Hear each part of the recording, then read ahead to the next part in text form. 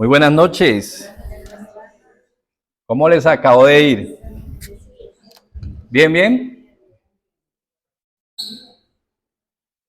Bueno, hoy tenemos la ciudad pasada por agua. Y sí, oiga, ayer fue terrible, sí, ayer fue terrible, ayer hasta granizo. Ayer cayó granizo, iba subiendo por los lados de la buitrera y eso fue tremendo. Tremendo. ¿Cómo? Estaba yendo a recoger a mi esposa. Menos mal. Bueno, quiero invitarles para que vayamos a Crónicas,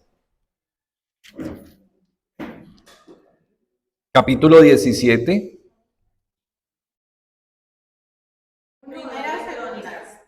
Segunda, qué pena, sí. Segunda de Crónicas, muy bien.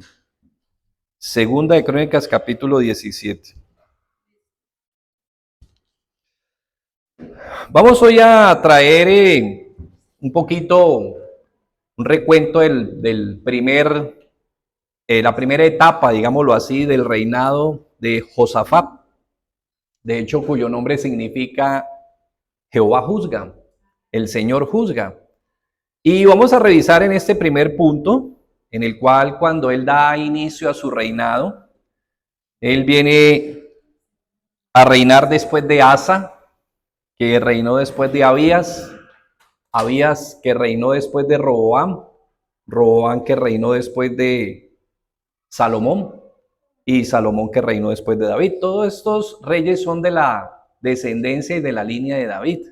Y en este caso Josafat también hace parte de este grupo y de esta genealogía a la cual se le había prometido el reino eterno.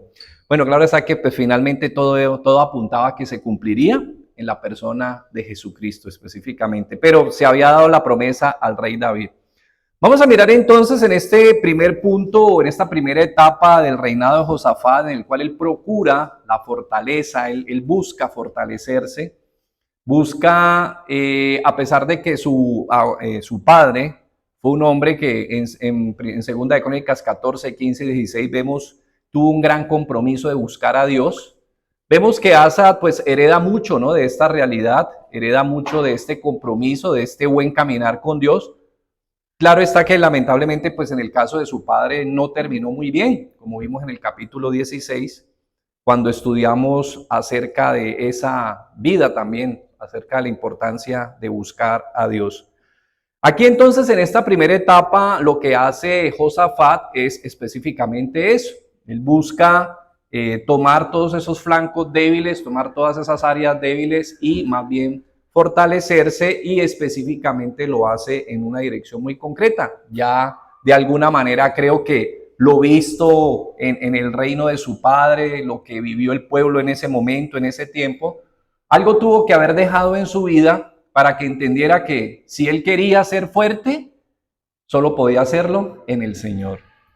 Si recordamos Efesios 6:10, antes de darle inicio, y recordamos que dice el apóstol Pablo a los destinatarios: fortaleceos en el Señor y en el poder de su fuerza, porque ahí es donde está la verdadera fortaleza. Recordemos que la naturaleza o lo que se ve, que de hecho continuamente la Biblia nos recuerda que lo que se ve tiende a desaparecer, lo que se ve tiende a desgastarse, tiende a acabarse. En cambio, hay otra naturaleza que no se ve, pero que tiende a ser permanente, duradera. Recordemos 2 Corintios 4:16, cuando dice que aunque nuestro cuerpo exterior se va desgastando, cuando hemos nacido de nuevo, al contrario, nuestro espíritu cada día va haciéndose más fuerte en el Señor, va rejuveneciendo, va siendo renovado y fortalecido en el Señor. Entonces, en ese orden de ideas, Josafat entiende que definitivamente si quiere ser fuerte en el reinado, bueno, en la tarea, en el compromiso, en la labor a la cual se le ha encomendado como rey, como líder de su pueblo, como pastor de su pueblo, recordando un poquito cuál era la función de todos estos reyes y cuál era la visión de Dios, y es que fueran pastores de su pueblo, que fueran pastores de su comunidad, de sus hijos, de los que él ha ganado. Esa era realmente la función de cada rey. No era enseñorearse, bueno, ese fue el error que ellos cometieron, pero no era el enfoque divino. El enfoque divino es que ellos fueran pastores de la grey. Por eso en el Antiguo Testamento recordamos, no nos confundamos, porque el ministerio pastoral no existía en el Antiguo Testamento. Entonces a veces cogemos y tomamos esos textos del Antiguo Testamento que se refieren a los pastores y se los aplicamos a quienes ejercen en el ministerio pastoral y no tiene razón de ser. Podemos hacer de pronto alguna inferencia, alguna aplicación, pero no es directamente a ellos. Ellos sí están ejerciendo un ministerio y en cierta medida tienen un liderazgo, pero pastores se llamaban en el Antiguo Testamento a los líderes del pueblo: reyes, príncipes, sacerdotes y profetas. Esos eran los que se conocían entonces en su momento, porque esa era la visión de Dios, que ellos pastorearan al pueblo bajo la dirección de ¿quién? De Dios. Dios siempre es el verdadero líder, el verdadero rey.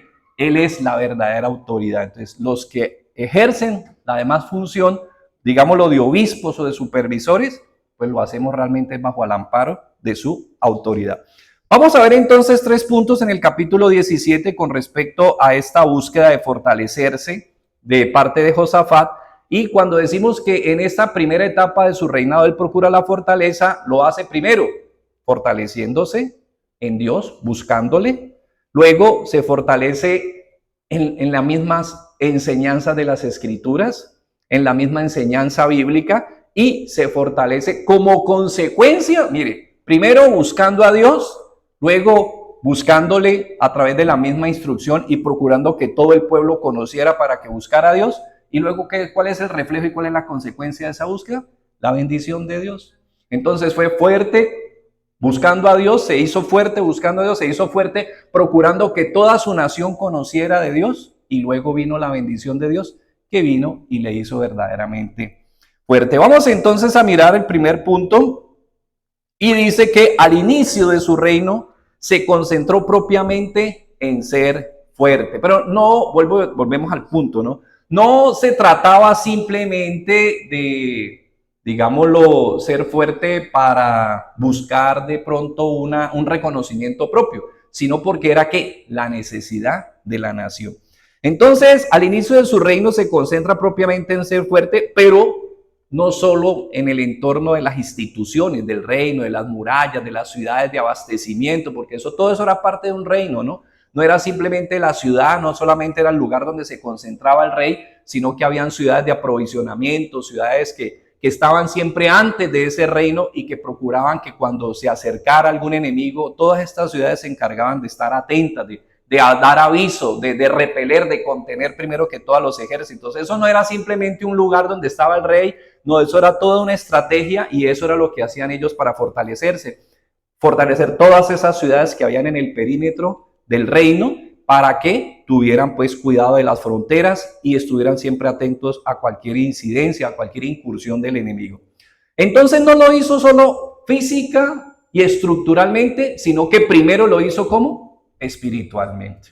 Entonces vamos al primer punto, vamos a 2 de Crónicas 17, del 1 al 6. Dice: reinó en su lugar Josafat, su hijo, porque pues ya había fallecido Asa, el cual se hizo fuerte contra Israel. Puso ejércitos en todas las ciudades fortificadas, lo que estábamos diciendo de Judá, y colocó gente de guarnición en tierra de Judá y asimismo en las ciudades de Efraín, que su padre Asa había tomado. Y Jehová estuvo con Josafat. ¿Por qué? Dice, porque anduvo en los primeros caminos de David su padre y no buscó a los Baales, sino que buscó al Dios de su padre.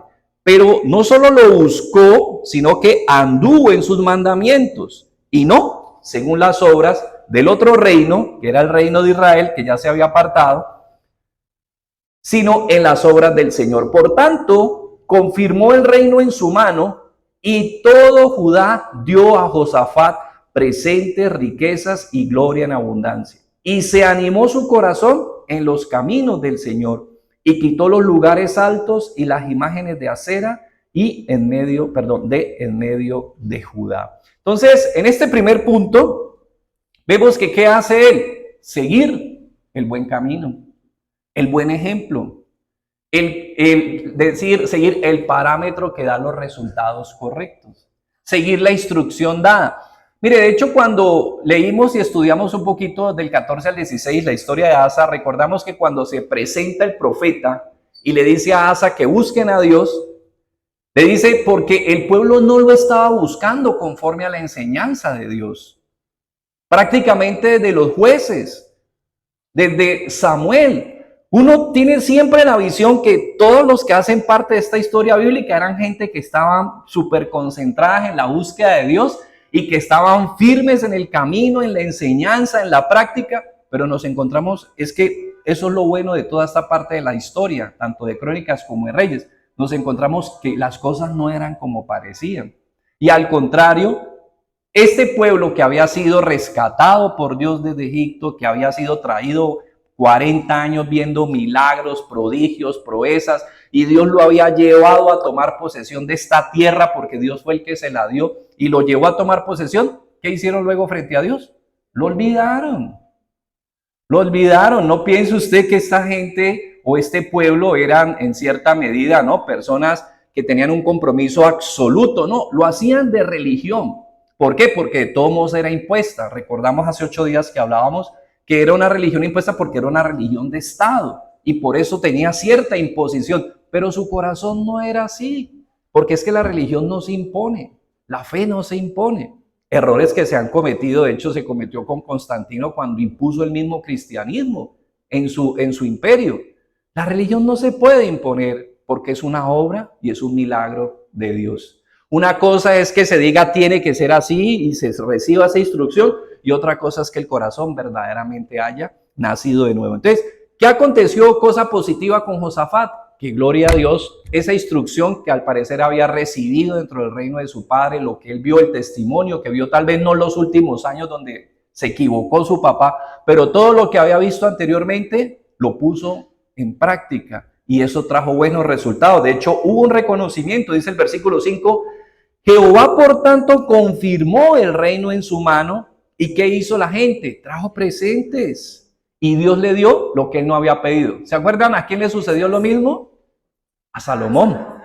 Salomón lo que dijo fue, Señor, dame sabiduría para administrar, para guiar a este pueblo. Fue un corazón perfecto delante de Dios. ¿Y qué le dijo el Señor? No solo te voy a dar eso. Ahora, como no lo pediste, aún así te lo voy a dar. Y le dio riquezas, honra y fama que no ha habido nunca. Bueno, ¿quién lo superó? ¿Quién superó a Salomón? ¿Se acuerdan? ¿Quién dijo, he aquí uno más grande que Salomón? ¿Juan? ¿Sí? ¿Quién más? ¿Sí se acuerdan? Exactamente. ¿Se acuerdan cuando dijo, he aquí que aún la reina de Saba vino a escuchar a Salomón, a escuchar la grandeza de su sabiduría? Pero ¿qué dice Jesús? He aquí uno más grande que Salomón.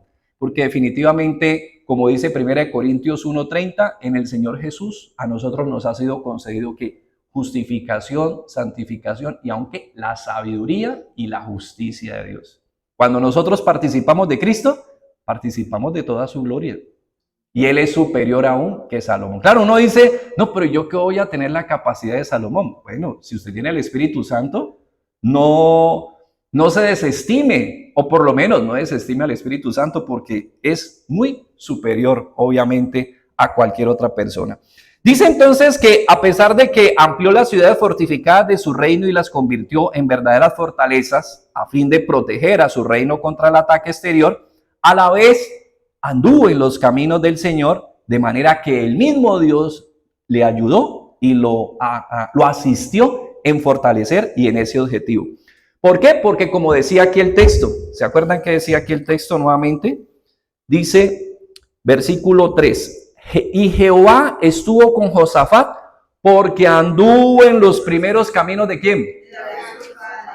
Bueno, porque eran los primeros, ¿no será que los segundos? Luego, obvio, cometió errores, ¿no? Cometió errores, pero, ¿qué dice el Salmo 51 del 32? Se arrepintió. Por eso, mire que aún, a pesar de esos errores, ¿qué pasó con el reino de David? Permaneció. Bueno, permaneció hasta el año 270 antes del Señor. 270, no, 600 y pico antes, que fue cuando los tomaron, cautivos a los de Judá, pero obviamente por su necedad y su rebelión. Salmo 34:4 nos recuerda, Salmo 34:4. Dice, busqué al Señor y Él me oyó y me libró de todos mis temores, correcto. La búsqueda no solamente implica, como veremos, la vida de oración, que es supremamente importante. Mientras más podamos nosotros crecer en nuestra intimidad con el Señor, obviamente gloria a Dios, porque ahí está una gran fortaleza. Pero todo eso va acompañado también de ¿qué? Pues de conocer su enseñanza. Por eso aquí podemos decir, como prácticamente parte o elemento esencial del tema, es que nosotros nos hacemos fuertes en la medida en que entendemos lo que Dios nos está enseñando. ¿Qué nos enseña Él? Pues la importancia de la oración. Y de hecho luego, ¿qué nos enseña Él? La importancia de instruirnos en su enseñanza. Dice el mismo Salmo 69:32. Salmo 69:32. Lo verán los oprimidos y se gozarán.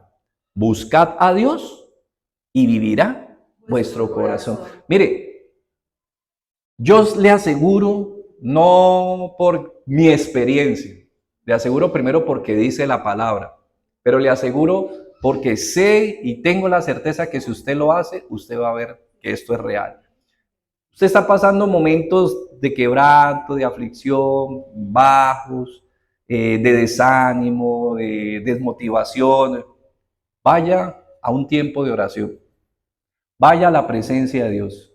Acompáñese de la misma palabra o permita que a través del tiempo de oración el Espíritu Santo le guíe a la palabra. Y verá cómo, ahorita estábamos haciendo una oración que era cierta. Señor, no se trata de que quites la lluvia, sino de que dispongas el corazón. Porque uno dice, no, es que no vinieron porque llovió. Ay, ¿la gente no va a trabajar porque llueve? No, eso no es así. Eso no nos llamemos a engaños. Porque no quieren. No, el cuento de que no, es que llovió, entonces por eso la gente no. Ah, no, porque es que en el trabajo le pagan. No, esa no es la realidad. Las motivaciones, mira, hay motivaciones más fuertes que un salario, y ustedes lo saben. Hay motivaciones muy dominantes, mucho más fuertes que eso mismo, y ahí uno se da cuenta de que si uno no hace las cosas es porque no quiso, no porque llovió, no porque no le pagaron, no porque, mira, hay gente que presta servicios sin contraprestación y lo hace de corazón. Usted ve que hay gente que arriesga la vida, que por la naturaleza, que por los animales, y usted le pregunta qué le pagan a esa persona y ¿sabe qué le pagan? 0 pollito. ¿Y por qué lo hace? Porque es una pasión. Entonces no es tampoco el salario. La verdad es que la persona quiera y tenga la motivación correcta. Mateo 6:33, que es uno de los textos, exacto, muy bien, este es uno de los textos que siempre nos recuerda la importancia de esa búsqueda. De hecho está en una parte dominante donde el Señor ha venido hablando en el Sermón del Monte acerca de la importancia de buscarle, ¿cierto? La importancia realmente aún, mire que está en medio de ese contexto de ¿qué? El afán y la ansiedad. Estamos afanados por muchas cosas, pero ¿qué nos está diciendo Jesús? Pero no tenemos el afán correcto. Si se quiere afanar por algo, busque a Dios, que ese sea nuestro afán. Yo no voy a negar que tenemos muchos afanes, de hecho yo tengo muchos afanes, pero ¿qué nos está diciendo Jesús? El mandamiento es para todos, la ordenanza es para todos, la exhortación es para todos. ¿Cuál? Busque primeramente al Señor, búsquelo a Él, ahí sí como solían decir nuestros padres, bueno, especialmente la mamá, ¿no? Búsqueme y me va a encontrar. Y eso era cierto, ¿no? Eso era cierto. Hasta el sol de hoy, eso, como dice eso ha sido total. Muy bien, entonces, primer punto, decíamos que se fortaleció buscando a Dios. O sea, él empezó por lo primero, que es lo que está diciendo aquí Mateo 6:33. ¿Qué? Buscó primeramente a quién? A Dios. Buscó su reino. Cuando se refiere a su reino, pues obviamente sus enseñanzas. De hecho, en el Sermón del Monte, Mateo 5, 6 y 7 son los estatutos de ¿qué? Del reino. Ahí nos enseña lo que debemos de tener en cuenta para ver su gloria. Segundo punto, él se fortalece instruyendo o fortalece su reino, instruyendo a su reino acerca de Dios. Claro, Si uno quiere realmente tener, digamos, instituciones fuertes, si uno quiere tener fundamentos fuertes, pues tiene que instruirse ¿qué? En ese conocimiento, en esas enseñanzas, ponerlas en práctica porque son ciertas. Señor Jesús nos decía en Mateo 7:19, si alguno quiere saber si lo que yo le estoy compartiendo es doctrina mía o es doctrina de Dios, solo tiene que hacer algo, ponerla en práctica. Ponerla en práctica. Y usted se va a dar cuenta si la doctrina es de quién, de los hombres o es de Dios. Y entonces es importante por eso también que nosotros seamos hacedores y que conozcamos, pero vayamos aplicando porque eso va trayendo resultados. Versículos 7 al 9, segunda de Crónicas 17. Al tercer año de su reinado, envió sus príncipes Ben-Ail, Agdías, Zacarías, Natanael, Micaías, para que enseñasen en las ciudades de Judá. Y con ellos a los levitas, Semaías, Netanías, Zebadías, Asael, Semiramot, Jonatán, Adonías, Tobías, Tobadonías, y con ellos a los sacerdotes Elisama y Joram. Y enseñaron en Judá, teniendo consigo el libro de la ley de Jehová, y recorrieron todas las ciudades de Jehová, ¿haciendo qué? Enseñando. Enseñando. Mire lo importante. Y creo que una de las cosas que más nutre y fortalece las congregaciones, obviamente, es la instrucción en la palabra del Señor. Mire que en la época que llamaron del oscurantismo, o mejor dicho, cuando haciendo tránsito del oscurantismo al protestantismo, ¿cuál fue la premisa de los protestantes en ese momento? ¿Cuál es la manera de enderezar el corazón torcido, el corazón oscurecido de toda esta comunidad y de toda esta generación y de generaciones que traen ese corazón entenebrecido y perdido acerca de Dios? ¿Qué concluyeron ellos? Ellos lo que necesitan es ¿qué? Luz, luz y luz. Por tanto, ¿qué hay que hacer? Dijeron ellos, hay que predicar la palabra y hay que enseñar la palabra. ¿Y cómo empezaron? En la mañana, en los mediodías o en las tardes y en la noche. Mañana, mediodías, algo que es cultural, ¿no? Dentro de la iglesia tradicional, ustedes que tienen su misa en la mañana, hay de mediodía y hay en las tardes, ¿no? En la noche no tanto. Pero ¿qué empezaron? Pero ¿qué era lo que debía haberse hecho en ese momento? Enseñar la palabra. Y empezaron a enseñar y a enseñar, a enseñar, a enseñar, a enseñar. ¿Y qué pasó con el corazón de la gente? Empezó a enderezarse. Es así.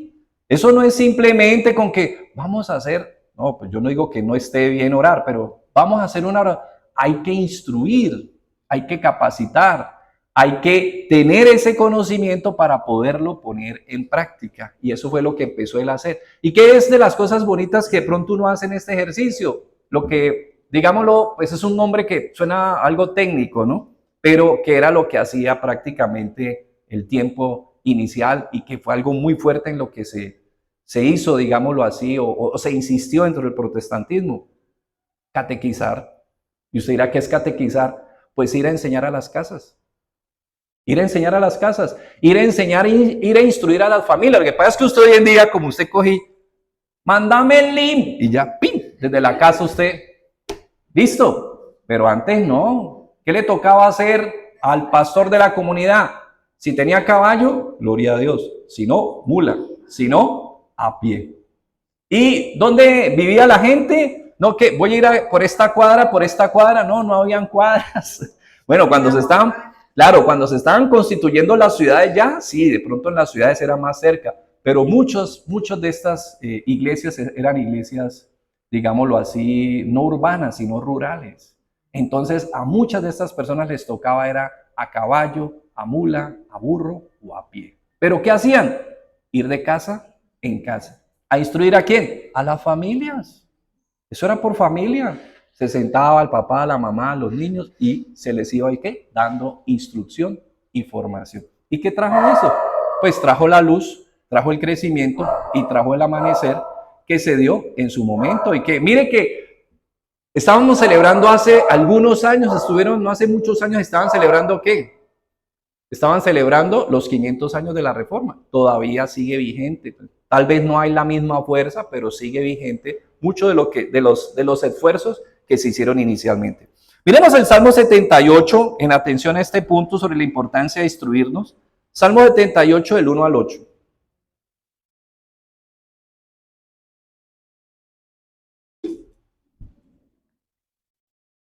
Salmo 78 del 1 al 8. Dice: escucha, pueblo mío, mi ley.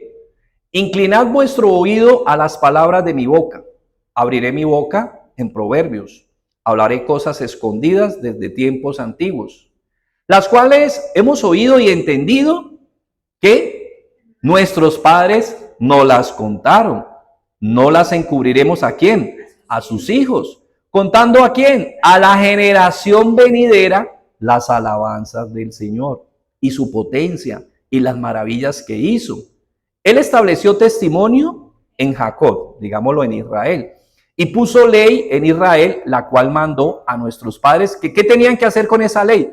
Enseñarla a sus hijos. ¿Para que lo supiera quién? La generación que vendría después de sus hijos y los hijos que vendrían después de esa otra generación. Y los que se levantaran también, ¿qué hicieran? Lo contaran a sus hijos. ¿Con qué propósito dice ahí? A fin de que pongan en Dios su confianza y no se olviden de las obras de Dios, que guarden sus mandamientos, que no sean como sus padres. Está refiriéndose al pueblo que se rebeló en el desierto. Generación contumaz y rebelde, generación que no dispuso su corazón ni fue fiel con Dios. Entonces, esa era la razón de enseñar. La razón de instruirnos es ¿para qué? Para que aquellos a quienes estamos instruyendo pongan su confianza ¿en quién? En Dios. Exactamente, esa es la importancia de la instrucción. Anteriormente se le llamaban grupos de oración. Bueno, primero no, anteriormente se llamaban células. Pero pues como ese nombre se le aplicó ya a otro tipo de grupos al margen de la ley, entonces grupos de oración. Hoy en día aquí le denominamos grupos vida, pero es lo mismo, es que ir a instruirnos a la casa. Anteriormente también se existía, no, pues que entonces se llamaban grupos familiares de éxito, entonces no, que 20, que 30, que 40, que la idea era tener 30. Pero mire, a veces la enseñanza entre más voluminoso, entre el auditorio más voluminoso, a veces menos eficiente es. Entonces, si usted tiene 2 personas, gloria a Dios. Si tiene una, gloria a Dios. Ah, pero que eso no es un grupo, que eso se llama edificación. ¿Y qué se está haciendo entonces en ello? Lo mismo. Así sean 1, sean 2, sean 3, sean 4, sean 5. Pero ¿qué es lo importante? Ir e instruir a la persona. ¿Con qué propósito? Que ponga su confianza en Dios. Esa es la idea. Y eso fue lo que hizo Josafat con su reino. No solo se trataba de toda la parte estructural, sino que el corazón de aquellos que hacían parte del reino, que tuvieran su confianza ¿en quién? En el mismo Dios que él confiaba, ¿sí? El libro de la ley de Dios era el Pentateuco, y en este tiempo ya existía el libro de la ley, por eso ellos se fueron instruyendo y enseñándolo. No solo era un trabajo de los sacerdotes y levitas, sino que era un trabajo de todos los que conocieran la instrucción bíblica. De hecho, en Deuteronomio 6, ¿cuál es el ordenamiento que se le da? Si quiere, vayamos. Deuteronomio 6. ¿Y qué instrucción se da ahí? Exactamente, correcto. Ahí está. Correcto. Dice el versículo 6, Deuteronomio 6:6. Y estas palabras que yo te mando hoy estarán sobre tu... Y las repetirás a tus hijos y hablarás de ellas estando ¿en dónde? En tu casa, por el camino, al acostarse, al levantarse. Las atarás como una señal en tu mano y estarán como frontales entre tus ojos. Y las escribirás en los postes de tu casa y de tus puertas. ¿Cómo resumió esto Jesús? Vamos a Mateo 5, Sermón del Monte. ¿Cómo lo resumió Jesús? Porque algunos no, que estarán en los postes y las amarrarán. Entonces algunos dicen, ay no, qué cosa, uy, pero eso como tan duro, uy, como tan incómodo. Yo me acuerdo que alguien, ¿saben qué? Se fijaba en algo peor, decía, ay, pero eso tiene que verse como muy fea una casa llena de eso, ¿no? La gente no, sí, correcto, sí, la gente piensa, pero mira, ¿qué nos dice Jesús en Mateo 5, 14 al 16? ¿Cómo se aplica este texto de Deuteronomio 6? Vosotros sois la luz del mundo. Una ciudad sentada sobre un monte no se puede esconder, ni se enciende una luz y se pone debajo de un almud, sino sobre el candelero y alumbra a todos los que están en casa. ¿Qué dice el 16? Así alumbre vuestra luz delante de los hombres. ¿Para qué?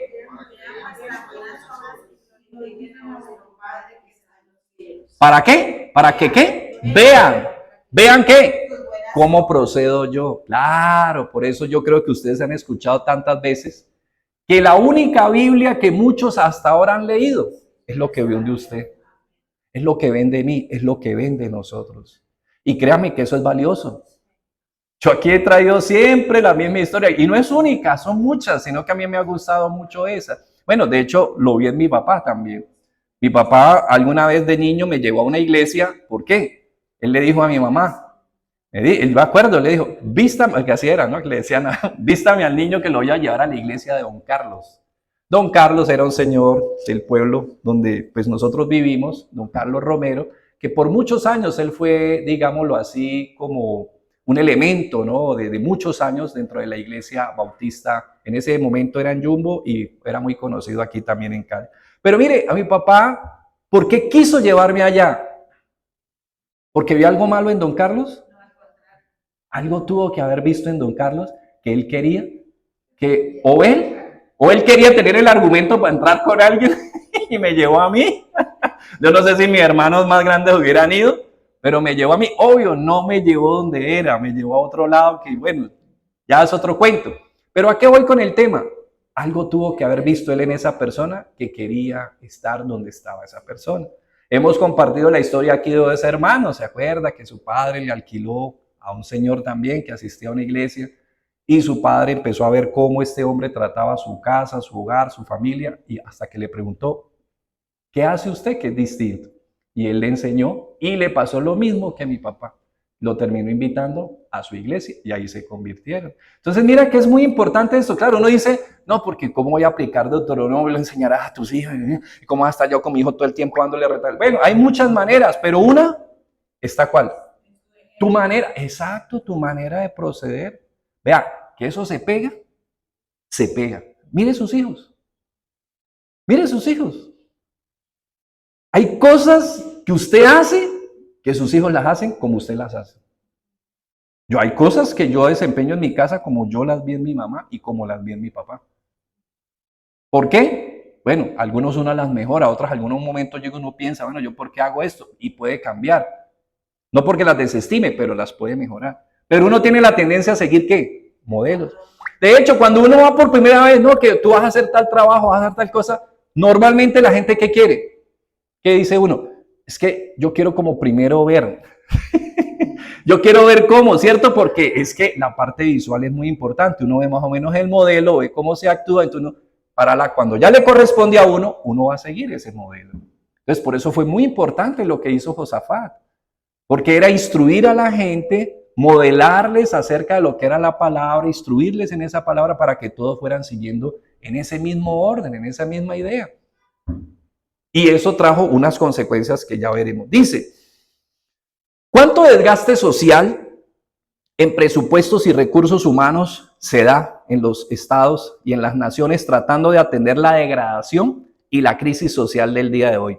La delincuencia, la violencia intrafamiliar, la corrupción, la anarquía social, el aborto, la drogadicción, enfermedades mentales y emocionales, el narcotráfico, el divorcio, el adulterio, conflictos en la orientación e identidad sexual, el SIDA y todas aquellas situaciones que enfrenta una sociedad hoy en el mundo podrían encontrar prevención y otras maneras de abordarse teniendo presente lo que nos está enseñando Dios.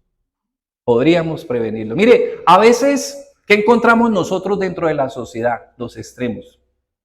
Ayer estábamos compartiendo con las parejas, que era nuestro encuentro mensual con parejas, y estábamos compartiendo acerca de lo más romántico, recordando aún cómo el mismo libro de Cantar de los Cantares, pues en cierta medida ha sido forzado a interpretarlo de una manera, digámoslo, más bien alegórica, que muy textual como es, que habla acerca del romanticismo y del erotismo dentro de la vida conyugal.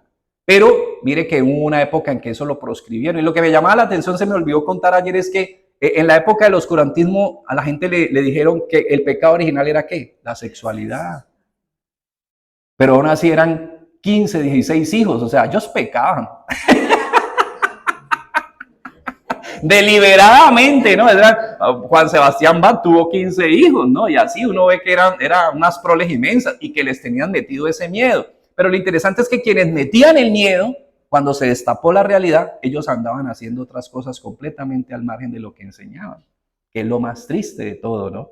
Entonces vemos que definitivamente, si pudiera ponerse en práctica la palabra correctamente, si pudiéramos nosotros entenderla y enseñarla como corresponde, pues definitivamente muchas cosas podían prevenirse. ¿Y a qué iba yo con esto? Porque en ese momento eso se veía como un tabú. Y entonces viene un momento en que se revela la sociedad y se van al otro extremo.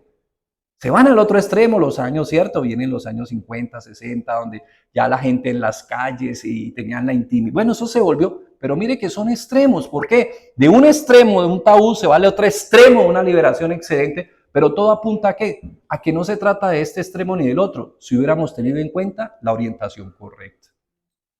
No, el tema no es, alguien decía una vez, ¿no? Antes que la falda no podía dejar ver que se vieran los pies. Y luego la falda no podía moverse porque se veía todo. Entonces, no se trata ni de que sea muy corta ni muy larga. Se trata de seguir ¿qué? El derrotero correcto. Todos son ¿qué? Extremos. ¿Por qué? Porque no estamos siguiendo el parámetro que corresponde. Gálatas 5, del 13 al 16 nos recuerda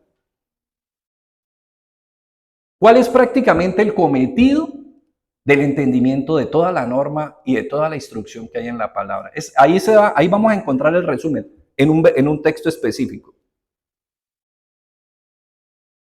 Cuando Pablo le dice a los Gálatas, dice, porque vosotros hermanos, ahí está concluyendo, mire, todo Gálatas desde el 1 hasta el capítulo 5, hasta este versículo 12, digámoslo, o versículo 13, ha sido instructivo, pero a partir de aquí viene la parte práctica.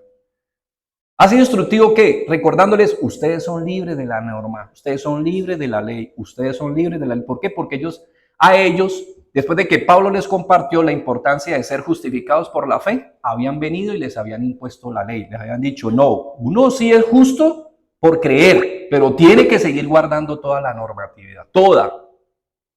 No la moral, que son los 10 mandamientos, sino toda. Y entonces cuando Pablo llega se encuentra que algunos gálatas ya se habían circuncidado, que estaban viviendo como si fueran judíos. Y por eso en el versículo 21 de Gálatas 2, 20, 21, ¿qué les dice? Entonces si por la ley era la justificación, ¿qué fue hacer Cristo a la cruz? ¿Qué fue hacer Cristo a la cruz? Si por la ley era todo, entonces ¿para qué? ¿Para qué fue hasta una cruz? Entonces por eso él llega aquí concluyendo y diciéndole, no es por la ley, es por qué. Por la fe. Y por eso les dice, porque vosotros hermanos a libertad fuisteis llamados. Solamente que, ¿qué? Dice él, no uséis la libertad como ocasión para la carne, sino servíos por amor los unos a los otros. ¿Por qué? ¿Cómo concluye Pablo? Toda la ley en esta sola palabra se cumple. ¿Cuál? Amarás a tu prójimo como a ti mismo. Pero, ¿qué es lo que le dice luego en el contexto? Pero caso contrario, si ustedes se están mordiendo, se están dando dentelladas, que aquí la palabra específicamente es como lobos. ¿Ustedes han visto los lobos cuando van a comer? Ellos tienen una jerarquía, ¿no? Pero cada vez que ellos van a comer una víctima, la mayoría terminan mordidos de la misma comunidad de los lobos. ¿Por qué? Porque primero va el líder, si se llega a adelantar uno, entonces el líder viene y le mete su dentellada a este, y entonces como a ese también le metieron su dentellada, si alguien se le adelanta. ¿Ustedes no han visto? Revisen esos programas, esas crónicas que dan sobre animales, y ellos siempre se están dando dentelladas. De ahí el término donde viene Pablo y les dice, pero si ustedes se muerden y se comen unos a otros, miren que también, ¿qué? No se consuman unos a otros. ¿Cuál es la conclusión entonces de Pablo ahí en el versículo 16? Andemos en el Espíritu, no es en la ley. ¿Pero qué requiere eso? Instrucción. Si uno no tiene la instrucción correcta, muchos seguimos viviendo en la ley. Y seguimos practicando y caminando con Dios en la ley, no en su gracia suficiente. Proverbios 1:7 dice entonces con respecto a esto, mire entonces a qué estaba llamando y qué estaba buscando y qué estaba procurando prácticamente Josafat con su pueblo, con su nación. Una convivencia correcta, una sana convivencia. que yo haga frente a mi prójimo lo que yo también quiero que hagan conmigo, o viceversa. ¿Cómo quiero que a mí me traten? Pues yo así es como debo tratar a los demás. Y eso trae una sana convivencia. Proverbios 1:7 nos recuerda el principio de la sabiduría. ¿Qué hace el insensato? La desprecia. La desprecia. Y es lo que lamentablemente pasa muchas veces. Despreciamos la enseñanza. Si nosotros la apreciáramos, como dice Proverbio, ¿no? Si la atesoráramos, como atesoramos ¿qué? El oro, la plata y las piedras preciosas, ¿qué dice el proverbista? Entenderemos realmente y tendremos el entendimiento correcto respecto de Dios. Prácticamente, ¿qué nos está enseñando ahí el proverbista? Que definitivamente el principio de la sabiduría es ¿qué? El conocimiento de Dios. Dios es la provisión más grande que podamos nosotros tener. Es el patrimonio más grande. Por eso dice en el Salmo 66, dice el salmista, tú eres mi herencia. Tú eres mi herencia, tú eres la porción. No es ese terreno que nos dieron a todos, ¿cierto? Cuando entraron a la tierra prometida, a cada uno le dieron, mire, este es su pedazo, este es su pedazo, este es su pedazo. No, el salmista entiende, no, mi porción no es esa, mi porción es Dios. En el Salmo 73, ¿qué dice también? ¿A quién tengo yo en el cielo? Yo no tengo, miren, en esta vida no tenemos más nada, y eso es lo más real que usted ve. Si nosotros aprendiéramos lo que tenemos que aprender cada vez que vamos a unas honras fúnebres, seríamos mucho más sabios. Porque cada vez que vamos a despedir a alguien que va a dormir delante del Señor, ¿qué vemos? ¿Cómo se va? Como un peregrino, porque eso somos aquí, ¿qué somos? Peregrinos. Peregrinos, claro, el mundo, lo que pasa es que el mundo nos dice, pero si tú pudieras vivir como fulano, y si pudieras dormir en esta cama, y si pudieras ir a este paisaje, y si te pudieras montar en este yate, y si pudieras ir a este crucero, y si tuvieras este dinero, y si simplemente guiñaras el ojo y todo, y viniera gente y te corriera, y si pudieras ir a, no sé cómo es que se llama ese hotel gigante que hay allá en Dubái, y si tú pudieras ir ahí, entonces, ¿qué te dice el mundo? No, eso es lo máximo. Mire, va una vez, va dos veces, ¿y sabe qué hizo usted en la tercera? No habrá otra cosa. Que esa es la naturaleza humana. Si no, dígame, aquí muchos tenemos la cultura a veces de casarnos con un sitio donde vamos a comer o no. Porque vamos bien comelones y ahora que está haciendo frío, Dios los bendiga, de antemano que Dios bendiga esos alimentos. Entonces, ¿pero qué pasa después de que vamos la segunda y la tercera vez y la cuarta vez? Ya empezamos a mirar, ¿qué? A otro lado. Así somos. Entonces no nos dejemos engañar. Cuando el hombre descubre el diseño divino, su propósito y su voluntad, experimenta sanidad y libertad. Por eso en Juan 8, 31, 32, que es un texto que va hasta el último versículo del capítulo 8, Jesús hace una excelente apreciación sobre la importancia de la verdad. Y por eso nos dice en el 31, 32, dijo Jesús entonces a los que ¿qué? A los que habían creído. Miren. ¿Cuál es el punto, familia? Creer, pero luego ¿qué? Dice él. Exacto, permanecer en lo que él nos está enseñando. El problema es uno empezar en lo que me está enseñando y luego, pues, dejarme engañar por tantas enseñanzas que hay. Lo importante es uno aprender, por eso dice en primera de Juan 4:1, creo que dice, es examinar todo, retener lo bueno. Hay que examinar todo espíritu. Porque no toda enseñanza que llega, ojo, hílela con despacio. Para eso está la luz de Dios. Para eso, como dice primera de Juan 2:27, ¿cierto? Dice que nosotros tenemos la unción del justo y por eso tenemos que discernimiento. Y podemos discernir. Y entre más usted tenga esa cultura, ese hábito de instruirse en las escrituras, usted más fácil le va a hacer discriminar y discernir cuando una enseñanza no se ajusta realmente a Dios. Entonces dijo Jesús a los judíos que habían creído en él, si vosotros permanecéis en mi palabra, seréis verdaderamente y conoceréis la verdad. Exacto, mire, es que Romanos 12:2, mire, cómo esto coincide con Romanos 12:2. La única manera de nosotros poder entender muchas veces es entrando ¿a qué? A la práctica. Yo no estoy diciendo que tengamos que practicar cosas necias para aprender de ellas, no. Pero en el caso de la palabra no podemos solo quedarnos en el tema de recordarla y de tenerla en la memoria. Hay que llevarla ¿a qué? Romanos 12:2, no se conformen a este siglo, sino sean transformados por medio de vuestro entendimiento. Dice, ¿para qué? ¿Para qué? Comprobar. Para comprobar. No saber, comprobar que la voluntad de Dios es buena, agradable y perfecta. Entonces, sí se requiere que actuemos. Mire, un gran impacto social puede venir sobre una comunidad cuando es iluminada por el poder del Espíritu Santo por medio de la palabra de Dios. Mire, recordemos avivamientos como los que Dios, digamos, no porque ellos fueron los protagonistas, no, fue el Espíritu Santo, pero dentro de los cuales estuvieron estas personas enseñando e instruyendo a las personas a las comunidades en la palabra de Dios. Juan Wesley, Murray McCheyne, Spurgeon, Billy Graham. Los testimonios abundan a granel. Todos los días nace alguien a la nueva vida y todos los días siguen aconteciendo el milagro de Dios. ¿Cuál es? Nacer de nuevo.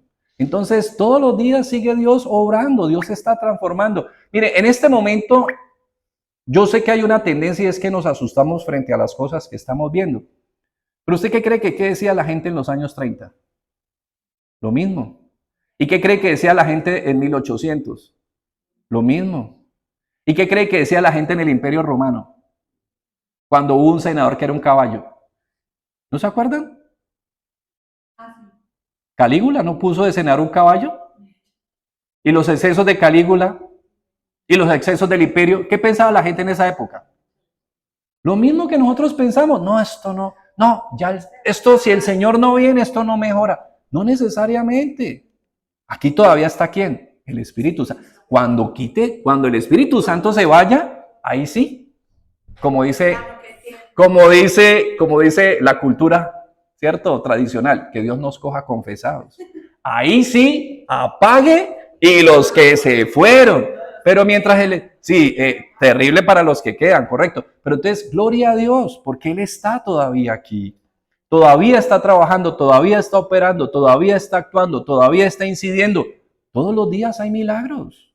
Todos los días hay transformaciones maravillosas. Claro, nosotros todos queremos ver, ¿cierto? Es el manco que se le estira la mano, de pronto sí, el cojo que se le endereza el pie. Pero es que el milagro de la vida nueva es una gran bendición. Los hogares cuando son transformados, el efecto que se genera en los hogares, el efecto que se genera en los cónyuges, el efecto que se genera en los hijos, eso es una gran bendición y muchas veces va pasando, eso de ahí va pasando de generación en generación. Hay mucha lucha, hay mucho todavía por hacer, hay muchos obstáculos, hay mucha adversidad frente a todos estos tópicos, pero como dijo claramente Pablo en Romanos 8:31, si Dios está con nosotros, sigamos hacia adelante, Dios es el que está actuando. Es más, nosotros no pedimos esta noche que no lloviera y no está lloviendo, y por lo menos aquí no está lloviendo. Entonces, Dios sabe lo que tiene que hacer y Dios sabe cómo tiene que obrar y Dios sabe lo que está haciendo. Lo importante es que nosotros nos montemos ¿en dónde? En esa línea de Dios y nos montemos en el camino de Dios y caminemos en el camino de Dios y no pensemos que tenemos mejores ideas que Dios. Bien, vamos entonces como punto último para culminar, porque ya se nos acabó el tiempo, es que aquí el tiempo es corto, aquí el tiempo es oro. Segunda de Crónicas 7, del 10 al 19, y ahí culmina, ¿por qué? Mire, después de haber buscado a Dios y después de haber instruido a su pueblo en Dios, ¿qué vino? ¿Qué sucedió? La bendición vino como consecuencia, vino la manifestación de la obra y del poder de Dios, por eso dice, y cayó, versículo 9 en adelante, y cayó el pavor de Jehová sobre los reinos de las tierras que estaban alrededor de Judá, y no osaron hacer guerra contra Jehová. Y traían de los filisteos presentes a Josafat tributos de plata. Los árabes también le trajeron ganados, 7,700 carneros y 7,700 machos cabríos. Iba pues Josafat engrandeciéndose mucho, y edificó en Judá fortalezas y ciudades de aprovisionamiento. Tuvo muchas provisiones en las ciudades de Judá y hubo hombres de guerra muy valientes en Jerusalén. Y este es el número de ellos según sus casas paternas, de los jefes de los millares de Judá, el general Agnas, y con él 300,000 hombres muy esforzados. Después de él, el jefe Johanam, y con él 280,000. Tras este, Amasías, hijo de Sicri, el cual se había ofrecido voluntariamente a Jehová, y con él 200,000 hombres valientes. De Benjamín, Eliada, hombre muy valeroso, y con él 200,000 armados de arco y escudo. Tras este, Josabat, y con él 180,000 dispuestos para la guerra.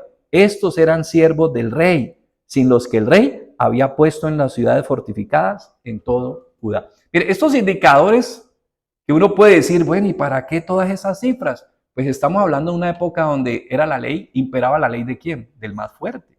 Y usted tener multitud de hombres armados, pues era una ventaja, claro está. Y dice que estos hombres llegaron, estos hombres incrementaron el ejército. Entonces, el premio de la piedad de Josafat fue que aún primero sus vecinos no se dispusieron a hacerle la guerra. O sea, no estaba solo. Por eso dice el Salmo 34 que el ángel del Señor acampa alrededor de los que le temen y los defiende. Esto no significa que no pasen cosas en nuestra vida, pero no estamos solos, que es distinto. Dice entonces Josué 2, del 9 al 11, para que vayamos culminando.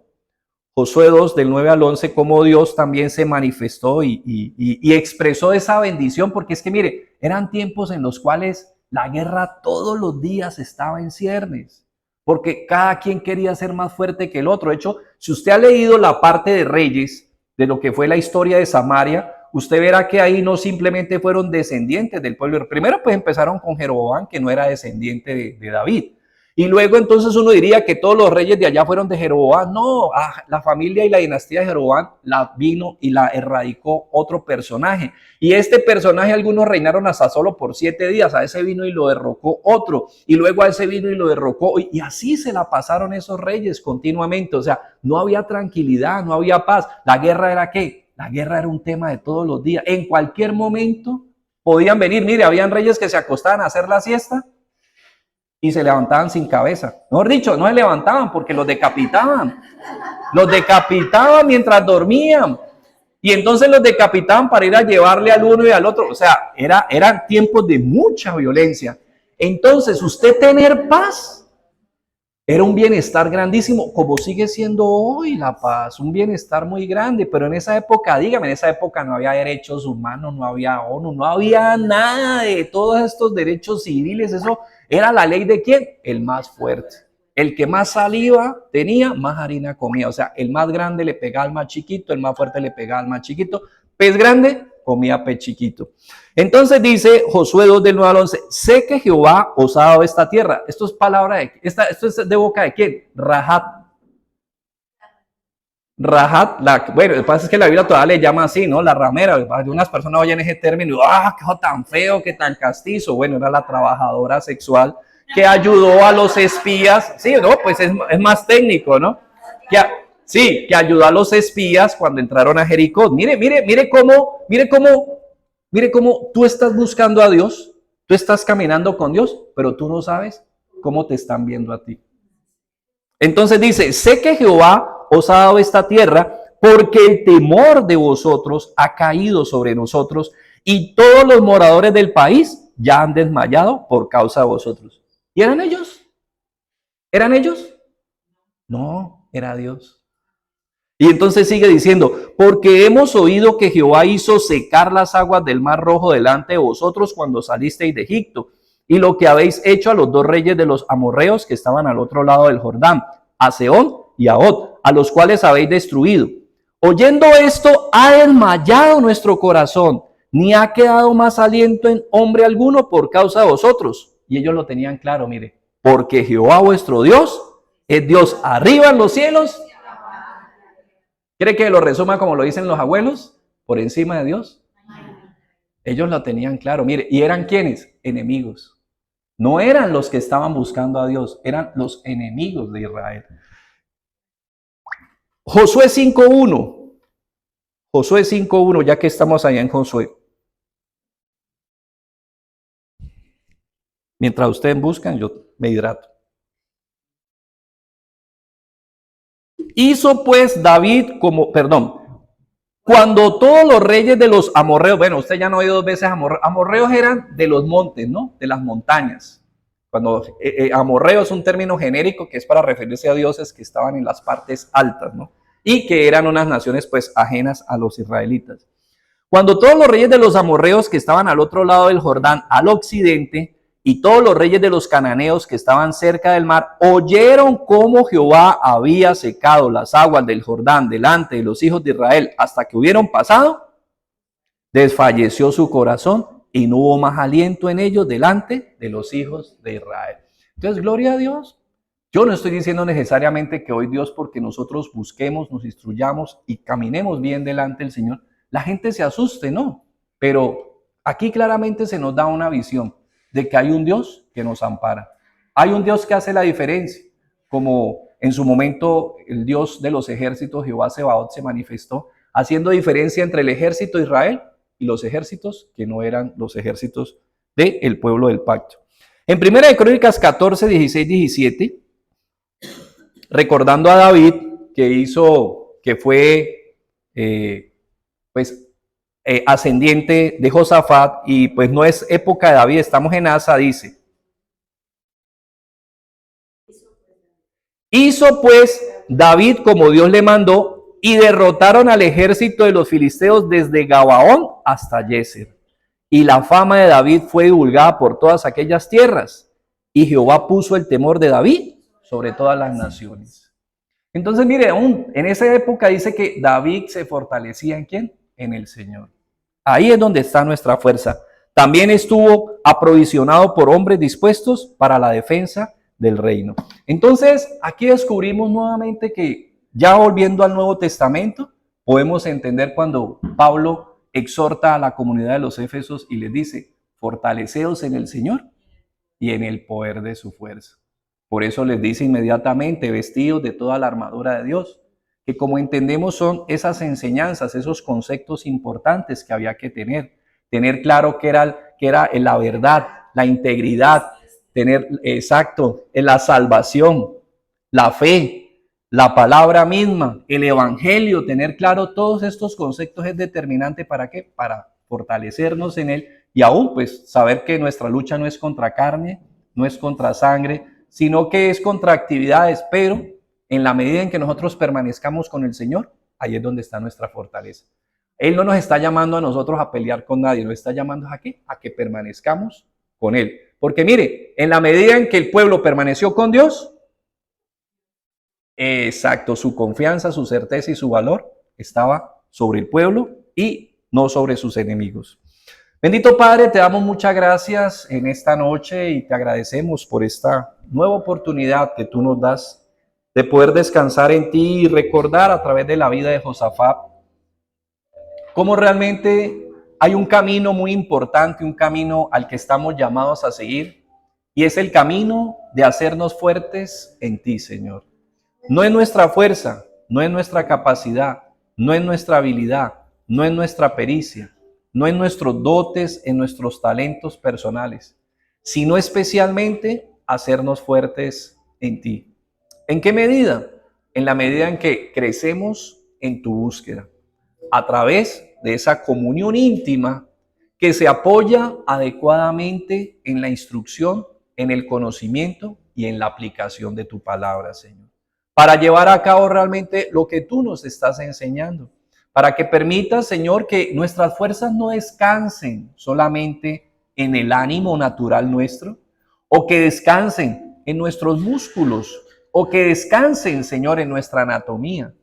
Sabes que somos seres mortales, como dice el profeta Isaías. Los jóvenes se cansan, flaquean, desmayan y se caen, pero los que esperan en el Señor tendrán nuevas fuerzas. Por eso permite que nosotros aprendamos, Señor, a ser fuertes en ti.